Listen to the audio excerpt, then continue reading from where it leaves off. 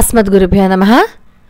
పరమాచార్య స్వామి వారి గురించి ఇప్పటిదాకా మనం ఆయన నడిచే దేవుడిగా ఉండగా ఆయన చేసిన లీలల గురించి అవన్నీ చెప్పుకుందాం. కానీ అసలు సన్యాసి జీవితంలోకి అడుగు పెట్టడానికి ముందు ఏం జరిగిందనేది మనం ఎప్పుడూ మాట్లాడుకోలేదు.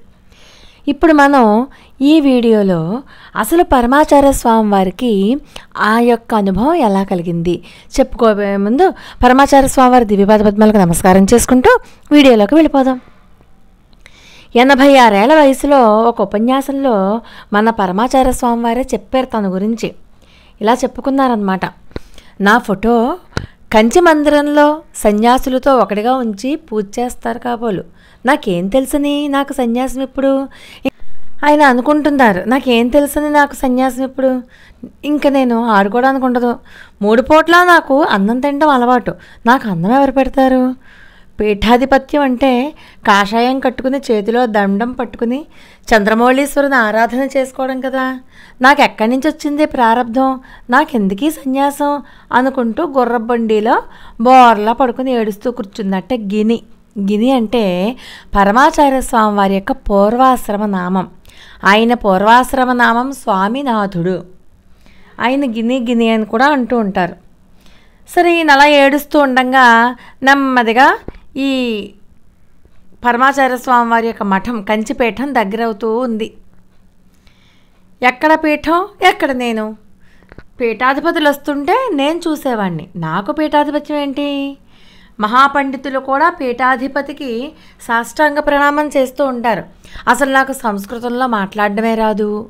వాళ్ళందరూ వచ్చి నాకు నమస్కారం చేస్తే నేనేం చెప్పను అని బెంగపెట్టుకున్నాను అని చెప్తూ పరమాచార్య స్వామివారి ఉపన్యాసం ఆపి ఆకాశం వైపు చూస్తూ కొంచెంసేపు ఉండిపోయేవారట. స్వామినాథునికి అంటే గిన్నికి ఏం చెయ్యాలో తెలియక రామనామం చేస్తూ అలా గుర్రబండిలోనే కూర్చుని ఉండిపోయారట. కంచిపీఠం వచ్చాక గుర్రబండిలోంచి మన బాల పరమాచార్య స్వామి వారు దిగారు. రా మీ అన్నగారికి మసూచి వచ్చేసింది, ఆయన శరీరం విడిచిపెట్టేటట్లుగా ఉన్నారు అంటూ ఈ బాల పరమాచార్య స్వామి వారిని లోపలికి తీసుకెళ్లారు. ఆయనకి ఏం జరుగుతోందో తెలియదు. ఆయనకి అంటే మన చిన్నతనంలో ఉన్నటువంటి పరమాచార్యుల వారికి ఏం జరుగుతుందో తెలియదు. అంటే స్వామినాథునికి అన్నమాట. ఆ పిల్లవాడు ఒక్కడు ఉన్నాడు. ఆయనను అలా నిలబెట్టి ఈ స్వామినాథుని యొక్క నాన్నగారికి తంతి తపాలా ఇచ్చారు.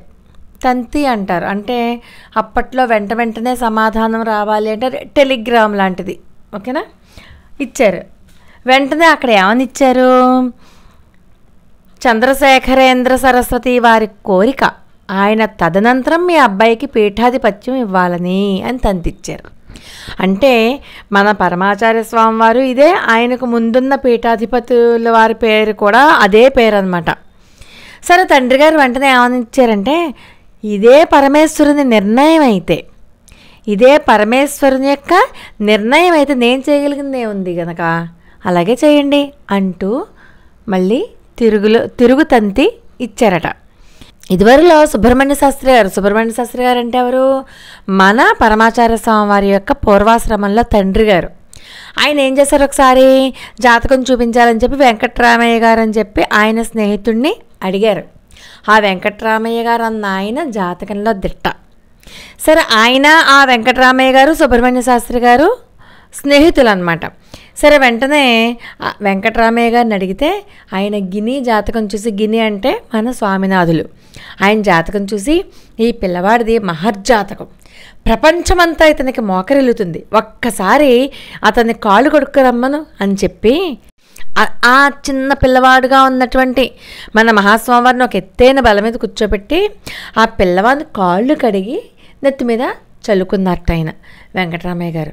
వెంటనే సుబ్రహ్మణ్య శాస్త్రి గారు అంటే ఈ మహాస్వామివారి గారి తండ్రి గారు ఆశ్చర్యపోతూ, ఒరే ఇదేం పనిరా, జాతకం చెప్పమంటే ఈ పనులేంటి, నా కాళ్ళుని కడిగి ఆ నీళ్ళు తల మీద చల్లుకుంటామేంటి అని అంటే, వెంటనే వెంకటరామయ్య గారు కన్నీళ్లు కారిస్తూ చెప్పారట, రాబోయే కాలంలో చక్రవర్తులు కూడా ఈయన పాదాలకి మోకరిల్లుతారు, అప్పుడు నమస్కారం చేయడానికి నేను ఉంటానో లేదో అతని అరికాళ్ళలో శంఖు చక్రాలు ఉన్నాయి అని అన్నారట ఆ వెంకట్రామయ్య గారు.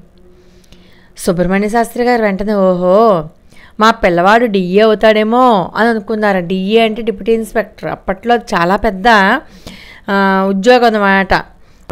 స్కూల్ ఇన్స్పెక్టర్గా చేస్తున్నటువంటి మన సుబ్రహ్మణ్య శాస్త్రి గారి లెక్కల్లో డిఏ అంటే చాలా పెద్ద ఉద్యోగం. ఒకవేళ ఆయన ఏమనుకున్నారంటే డిఏ అవుతారేమో అనుకున్నారు. గినికి పీఠాధిపత్యం ఇవ్వదలిచిన సంగతి గిని తండ్రి గారైనటువంటి సుబ్రహ్మణ్య శాస్త్రి గారికి తండ్రి ద్వారా తెలిసింది. కానీ తల్లి గారికి ఇదంతా తెలియదు. ఆవిడ శంకరమఠం నుండి గుర్రబండిలో వస్తున్నారు.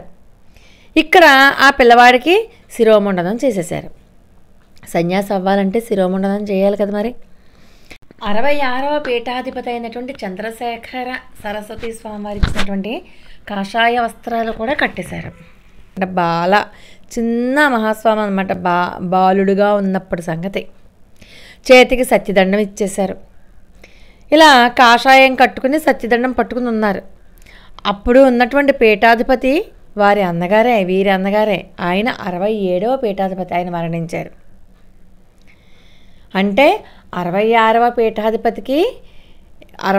పీఠాధిపతి ఏమో చంద్రశేఖర సరస్వతి స్వామివారు, 67వ పీఠాధిపతి ఏమో మన మహాస్వామివారి గారి అన్నగారు, 68వ పీఠాధిపతి ఏమో చంద్రశేఖరేంద్ర సరస్వతి స్వామివారు.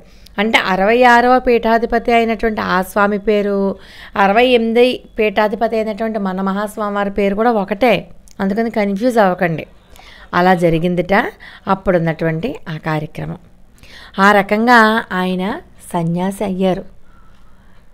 చూడండి ఎంత అద్భుతంగా లీలానాటక సూత్రధారి అయినటువంటి ఆ శంకరులు తన రచనను ఎంత అద్భుతంగా చేశారు. ఏమి ఆడుకుంటున్నటువంటి పిల్లవాడిని తీసుకొచ్చి ఇక్కడ సన్యాసి స్థానంలో కూర్చోబెట్టి చేతికి సత్యదండం ఇచ్చారు. ఇలాంటి విషయాలే మనం తెలుసుకుని తీరాలి. మరిన్ని విశేషాలు మరి ఒక వీడియోలో తెలుసుకుందాం.